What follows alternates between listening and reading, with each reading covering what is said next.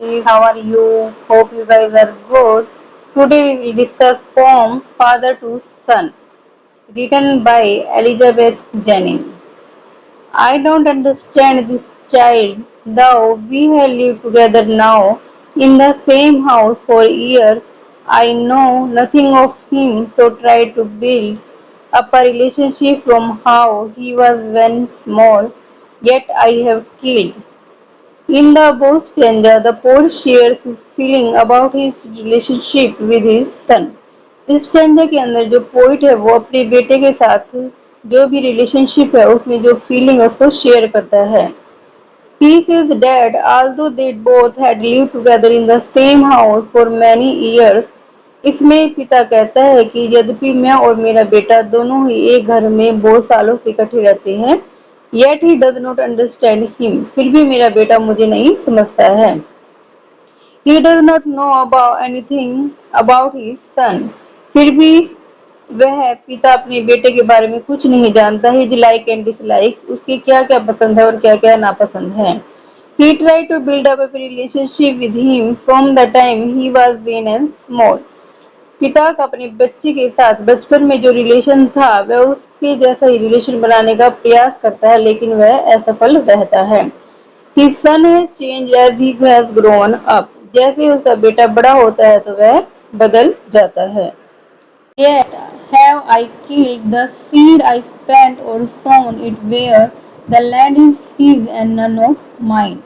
We speak like strangers, and there is no sign of understanding in the air. This child is built to my design, yet what he loves I cannot share. The father uses I in the first line to acknowledge his role in the communication gap between them. इस stanza के अंदर जो आई है वो father के लिए use किया गया है.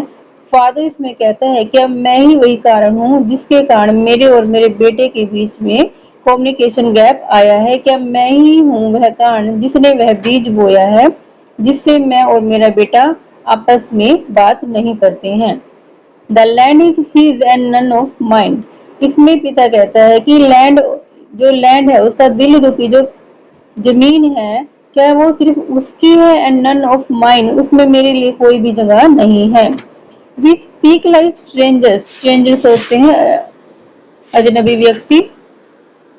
दे use to talk to each other like stranger. और वे दोनों एक दूसरे के साथ अजनबियों की तरह बातें करते हैं. And there was no sign of understanding between them. और उन दोनों के बीच में अंडरस्टैंडिंग का, समझदारी का कोई भी साइन नहीं है.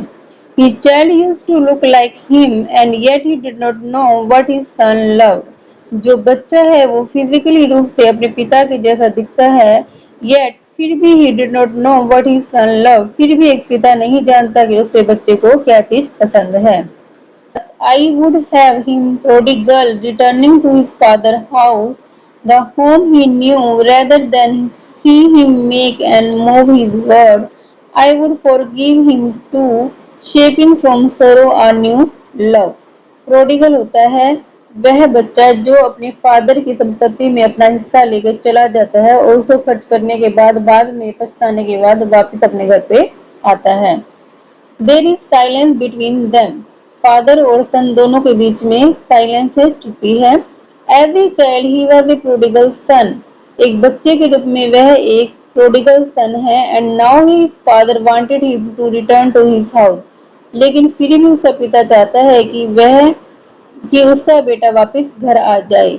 He didn't want his son to move around. वह नहीं चाहता कि उसका बेटा वहां से कहीं और जाए and make his own world. और खुद का एक अलग से संसार बसाए.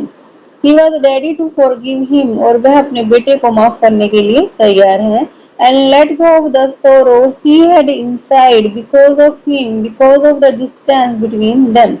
और जो पिता है वो कहता है कि हम दोनों के बीच में दूरी के कारण जो भी दुख है मेरे अंदर, मैं उसको लेट गो करना चाहता हूँ, कि मैं सोचता हूँ कि मैं उसको छोड़ दूं. He wanted to love him again. और एक फादर है वो अपने बेटे से दोबारा पहले की तरह प्यार करना चाहता है. एक पिता है वह चाहता है कि उसका पुत्र दोबारा उसके घर में वापस आ जाए और उसके साथ रहे. उन दोनों का रिलेशनशिप पहले की तरह मजबूत बन जाए. Both must live on the same globe and the same land He speaks, I cannot understand myself why anger grew from grief. We each put out an empty hand, longing for some time to forgive. Grief means sorrow. The son speaks for the first time and explain what he feels. इस stanza के अंदर पुत्र पहली बार बोलता है और कहता अपनी फीलिंग्स को एक्सप्लेन करता है.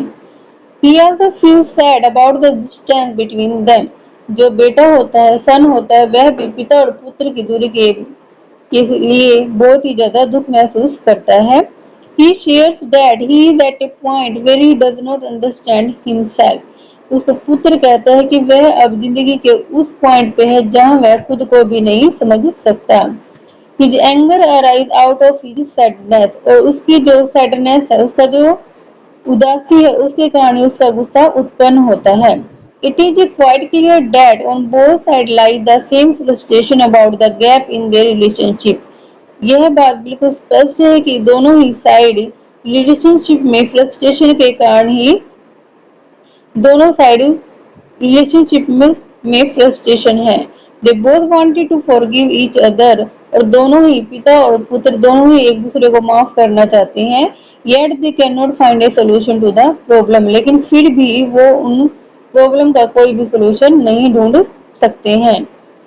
Both of them put out an empty hand for the other to seek always in vain. और दोनों ही पिता पुत्र एक दूसरे की ओर खाली हाथ बढ़ाते हैं, लेकिन फिर भी वो सब व्यर्थ होता है. क्योंकि उन दोनों के बीच में कम्युनिकेशन गैप है, इसलिए फादर और सन दोनों ही आपस में एक दूसरे से बात नहीं कर पाते हैं, जिसके कारण वो दोनों एक दूसरे से अलग ही रहते हैं. अगर उन दोनों के बीच में कम्युनिकेशन गैप नहीं होता तो वे दोनों पिता और पुत्र दोनों आपस में एक दूसरे से बात करते और उनके बीच में जो भी प्रॉब्लम है वो सॉर्ट आउट हो जाती. Thank you.